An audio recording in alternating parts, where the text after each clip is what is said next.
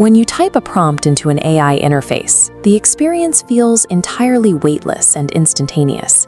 But that immediate response is generated by something incredibly dense and physical. It requires massive industrial-scale data centers to process your request. The traditional servers that handle our normal internet traffic, things like streaming video or loading emails, are completely inadequate for running large language models. Artificial intelligence relies on massive parallel processing, meaning it calculates thousands of probabilities simultaneously. If you try to run that kind of intense workload on a standard server, the components will literally bottleneck or melt under the extreme electrical and thermal strain. To support artificial intelligence, we have to completely reinvent how computers are built, moving away from basic assembly lines into heavy industrial-scale high-performance engineering. On the modern manufacturing floor, the first foundational step in building an AI server is integrating multiple high-performance graphic processing units, or GPUs, together into a single unit. This immediately introduces a severe engineering problem.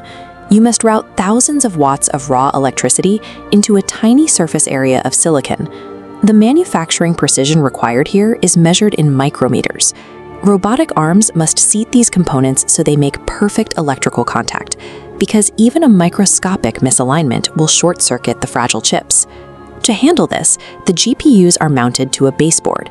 This massive reinforced circuit board is specifically engineered to endure intense physical stress and an immense flow of electricity without failing.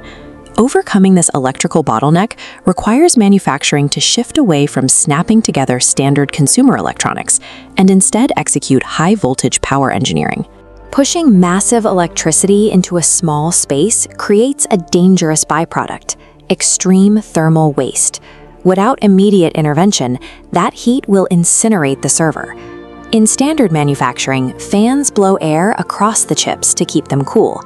But air is simply too thin to carry away the sheer volume of thermal energy generated by an AI baseboard. Manufacturers are forced to switch to liquid cooling. They install heady, metallic cold plates over the GPUs, pumping liquid coolant over the silicon to absorb extreme heat. This requires plumbing a massive network of intricate, closed-loop liquid tubes throughout the entire server chassis during assembly. Because of this thermal bottleneck, a modern AI server factory looks more like an advanced plumbing facility than a traditional IT lab. Even with power and cooling solved, a single AI model is far too large to fit on one chip. It requires thousands of GPUs working together to act as a single, unified brain. To make this possible, the final major manufacturing step involves installing extremely high-speed interconnects and optical transceivers, which use light to bridge these chips together. The factory floor then subjects these connections to rigorous stress testing and quality assurance diagnostics, verifying that there is absolute zero latency and zero data loss. The stakes for this testing are massive. A single millimeter flaw in just one fiber optic connection will create a data traffic jam that can derail an entire multi-million-dollar data center. It is the flawless manufacturing of these microscopic data highways that finally transforms a box of isolated chips into an artificial intelligence.